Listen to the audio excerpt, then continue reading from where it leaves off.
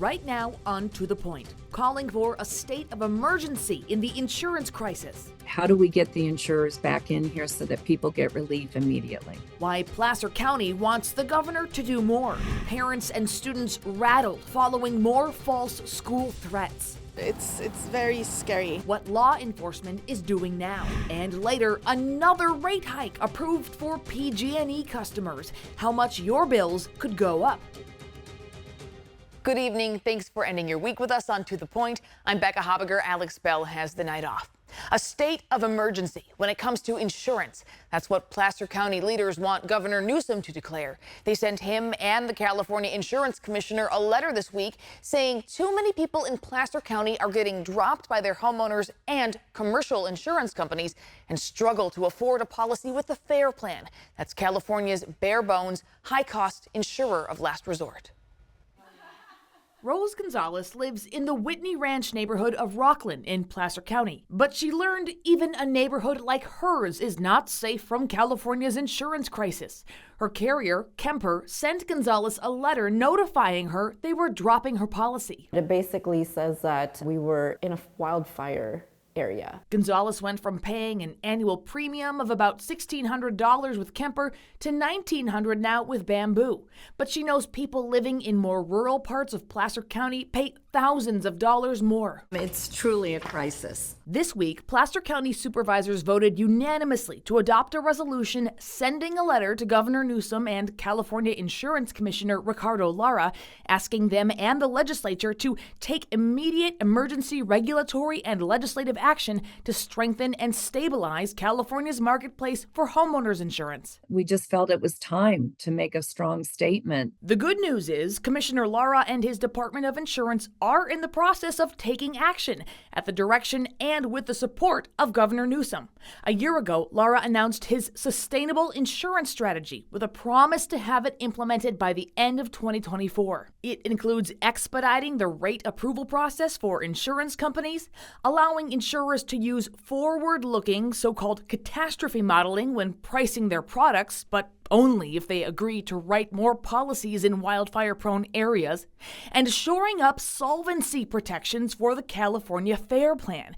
That's the state-mandated insurer of last resort, which has ballooned in recent years as other carriers have pulled out of the market. Insurance experts are hopeful these measures will help stabilize the market starting next year. I think realistically, we should expect to see companies begin to re-enter the market, getting their toes a little bit wet, maybe in the first quarter. But Placer County supervisors say that's not soon enough and worry market stabilization under the commissioner's current plan could take even longer. Waiting for a year or two for more admitted carriers to come in is too long for some people. Placer County says a survey conducted in July found more than half of people surveyed say their homeowner's insurance policy was either non-renewed or renewed at a significantly higher cost. And Placer County says they have more fire-wise communities than any county in the nation.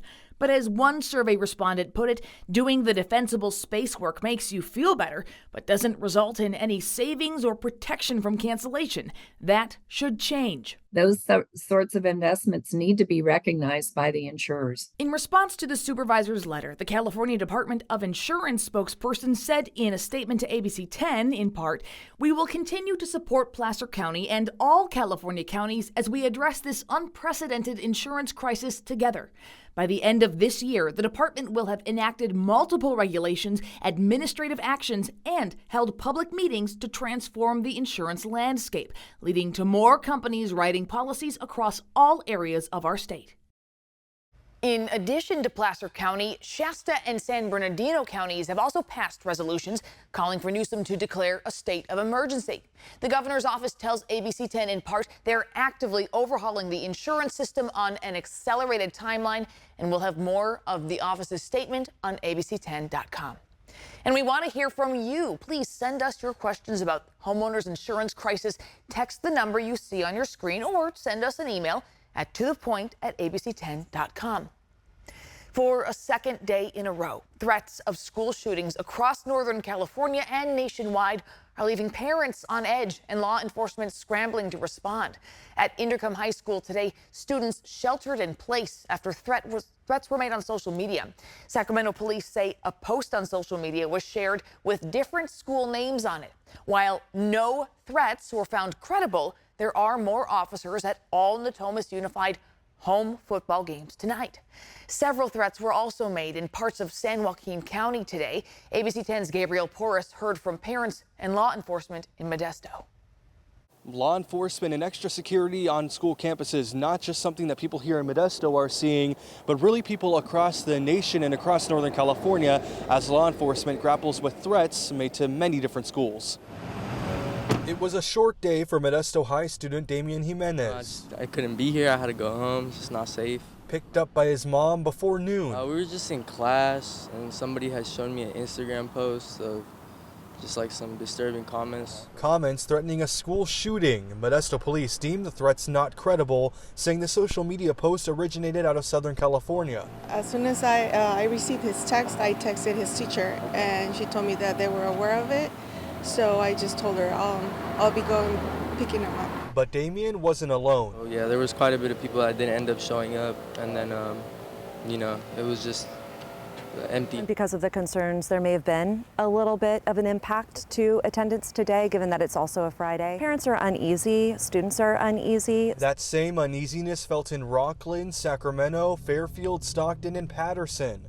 Law enforcement in each of those cities issuing statements acknowledging the unfounded threats Friday, and in some cases promising increased police presence. Our investigators have to stop what they're doing in that moment of the cases that they're currently working to give all their attention to this, because we don't take it lightly. It's really disruptive to our campuses and to our students' learning. That's why school district officials hope parents will help stop the threats. We really want for our families to talk with their students, to encourage them to alert authorities if they hear of a threat, and to not go to social media and to share it or spread it there. We really want it to get to the proper hands. We're supposed to feel safe and get our work done, but it's kind of hard to when all this stuff is going on. In Modesto, Gabriel Porras, ABC 10. And new tonight, Newman police say they made an arrest in connection with a social media post threatening schools in Stanislaus County. The police department says they plan to seek prosecution to the fullest extent. Jury deliberations in Placer County's fentanyl murder trial will continue Monday. The jurors did not reach a verdict today. They are deciding the fate of 23-year-old Carson Shuey, who was accused of selling fentanyl to Cade Webb, who later died. A jury will decide if Shuey should be convicted of second-degree murder plus 2 counts of possession for sale. In your voice, your vote. While on the campaign trail, former President Donald Trump made a stop in Los Angeles. He slammed his opponent, Kamala Harris, and Governor Newsom, calling the state of California a mess. The state of California is a mess with people leaving, and nothing's going to stop them. They're going to other states. Some are going to other countries. But what they've done, Gavin Newsom and Kamala, I'd almost say Kamala more so. She destroyed San Francisco and she destroyed the state.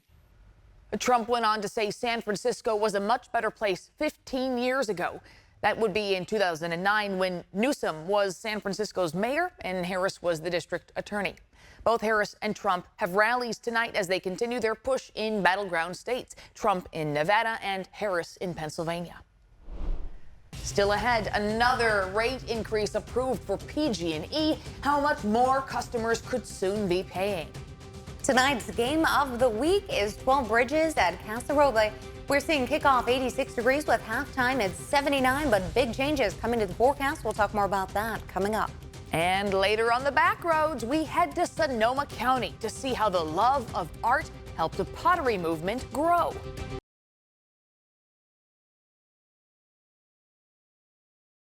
Meteorologist Carly Gomez joins us with some news on changing temperatures. Big changes. We're talking 15 to 18 degrees cooler as we move from Saturday to Sunday. So we'll have a very similar day tomorrow to what we dealt with today. And right now in the Big Mountain backyard, temperatures are still in the 90s. Low 90s out there across the valley with Tahoe at 73 degrees. A warm evening ahead as well, with calm to light winds. Now we do have one more day of that heat tomorrow with very similar temperatures to today. Cool temperatures and gusty winds begin for us on Sunday as we'll see a trough arriving, bringing shower chances Monday and Wednesday of next week.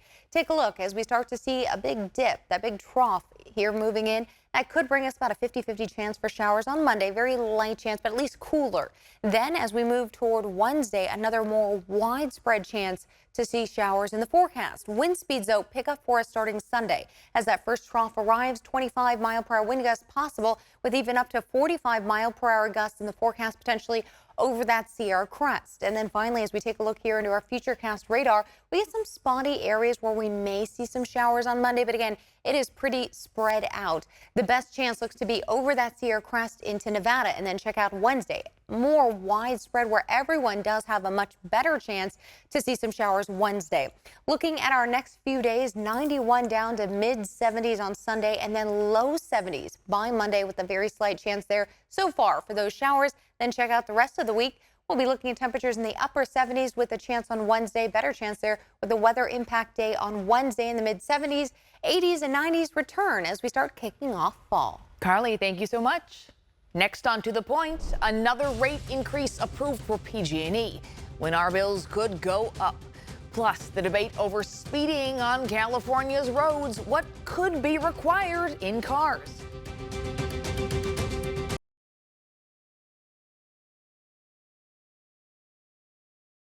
Tonight in your price points, your PG&E bill is about to go up yet again. The California Public Utilities Commission has approved another increase for the company. As Brisa Colon explains, it could mean you might be paying $6 more a month for utilities. PG&E is already the most expensive utility provider in the state, and PG&E customers are already paying most of the most expensive utility rates in the country. After extensive angry public comment, I can't believe that you guys can go to bed at night knowing what you're doing. the California Public Utilities Commission unanimously approved another about 3% rate hike for PG&E customers on Thursday. President Alice Reynolds. Yes, the vote is 4-0. Consent agenda number 2 has been approved. According to PG&E data, residential utility rates have increased about 54% since 2020. This, the fourth hike this year alone, increasing bills by about $6. PG&E officials say they're doing what they can to stabilize rates, pointing to a temporary rate decrease that went into effect in July. This follows there was a 9% decrease in July, and then about a 0.5% increase in September, and then this would be another 3% increase. But the company says they're in a tough spot. They are paying for wildfire mitigation, undergrounding wires, and repairs from recent winter storms. The Reclaim Our Power Coalition is calling on lawmakers to put utilities into the public's hands. The solution to PG&E's negligence, crimes, and exploitation is simple. Take it over and let the people run their energy. PG&E says they're, quote, being good stewards of our customers' money, but ratepayers say they aren't buying it. PG&E has started the Zog Fire, the Dixie Fire, the Mosquito Fire, burning over 1 million acres and killing 4 people. They've raised electricity rates by over 60% in their territory, shut off power to over 160,000 people who couldn't afford to pay. The Utility Reform Network, or TURN, says Thursday's rate hike is just the beginning. They say PG&E has 10 more rate hike proposals on the way. The group now calling for a cap on these increases. What we need to do is to have some limits on these increases. That's what TURN has been fighting for. It is not sustainable to have a system where there are no limits. PG&E says the latest increase will go into effect as soon as October. As for gas customers, you may also notice higher bills next month because residential natural gas rates increased on September 1st. And California could soon become the first state to mandate speed limiters in cars. SB 961, which is on the governor's desk, would require new cars and trucks sold in the state to be equipped with a speed monitor by 2030. The monitors would warn drivers when they're traveling 10 miles per hour over the speed limit. It's something Joe Martinez says is needed after his son, Paul, was hit and killed by a car in 2013. So it's personal for me. It's painful for me. And so when I heard about SB 961, for me, it just made common sense for me to advocate, lobby for this, because I know the consequences of if this bill doesn't get passed. We're talking about hundreds, if not thousands, of lives will be impacted. Automotive groups who have opposed the bill say California is overstepping and believes requiring this technology should be up to the federal government. Governor Newsom has until September 30th to sign or veto the bill.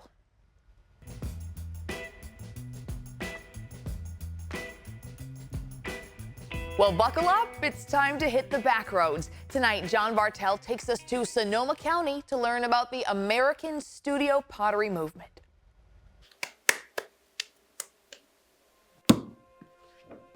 It was like a dream come true for me. It was magical. And even today when I come back, I feel emotional about it because it was a very formative time. It was within the aging walls of an old barn on what's now Austin Creek State Recreation Area, where Jane Reckadal and Seth Capron fell in love with each other, and the feeling of clay between their fingers. We met here in 1973. Seth was a student and I was visiting. During the mid-20th century, Jane and Seth were seeking enlightenment in the ceramics renaissance known as the American Studio Pottery movement. And the place to find that enlightenment was Pond Farm Pottery in Sonoma County. People were listening for other critiques, but there wasn't any chit-chat going on. Everybody was really focused on trying to do a really good job. Pond Farm was a 400-acre artist colony created in World War II by Gordon and Jane Herr. Pond Farm welcomed many artist instructors, but their most influential teacher was Marguerite Wildenhain. She was a disciplined master and expected that of her students. Marguerite was a Jewish graduate of Bauhaus, an elite art school in Germany. But just as she was making a name for herself, she was forced to jump on a boat and flee the Nazis in 1940. She told her story in the documentary Marguerite from Bauhaus to Pond Farm. We sailed very slowly through the tunnel full of mines. When she arrived in the United States, the Herr family provided Marguerite with a job at Pond Farm, and it didn't take long for her teaching techniques to attract pottery students from all over. She didn't want just imitators. She wanted to launch people. Marguerite helped design the foot-powered pottery studio in the barn. Jane and Seth recall making thousands of pottery pieces only to destroy them after they were critiqued. And then after those were done, they were just recycled. So you just take the clay that hasn't been fired and you just do this and wedge it up and you're good to go. After a series of unfortunate events, the artist colony came to an end in 1953. But Margaret continued to teach pottery inside the old barn until the 1980s. She was not of the mindset that you want to go out and promote yourself. She said, don't waste your time on it, just make good work. California State Parks eventually bought the property through eminent domain to expand the Austin Creek State Recreation Area. But Marguerite was allowed to live on the property until her death in 1985. I don't think there are many people who have so much love and gratitude from people as I get. It's sometimes so strong that it chokes me. I can't take it, Today, conservation groups like Stewards of the Coast and Redwoods help state parks manage Pond Farm pottery, and they offer guided tours to help inspire the next pottery movement. It's a wonderful period in my life. Did it change you? Oh, absolutely. Yeah, Marguerite instilled just a sense of focus and, drawing with her as much as making the pot. She really wanted to help you see what you were looking at. From the Pond Farm Pottery Studio in Austin Creek State Recreation Area, I'm John Bartel. Hope to see you on the back roads. Pond Farm Pottery recently became Sonoma County's 6th National Historic Landmark. To schedule a tour, visit pondfarm.org. And now it's your turn. Got something in your town that would be a great road trip destination? Let John know all about it by texting your idea to 916-321-3310. Stay with us. We're back after this break.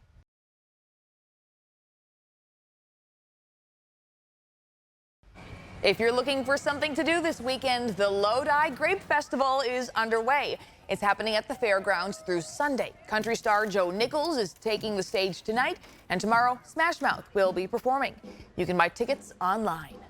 Well, thank you so much for watching and inviting us into your home. If you have something you think we should be looking into, send the team an email at tothepoint@abc10.com. And hey, To The Point doesn't end here. To watch stories featured on the show, download our free ABC 10 Plus app wherever you stream.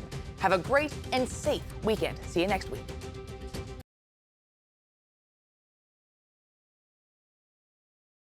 Hey, it's Alex. I just wanted to say thank you so much for watching. The To The Point team and I love hearing from you, and I hope that you'll stay in touch. And don't forget, you can always email me and the team at tothepoint@abc10.com, or you can even send us a text message at 916-321-3310.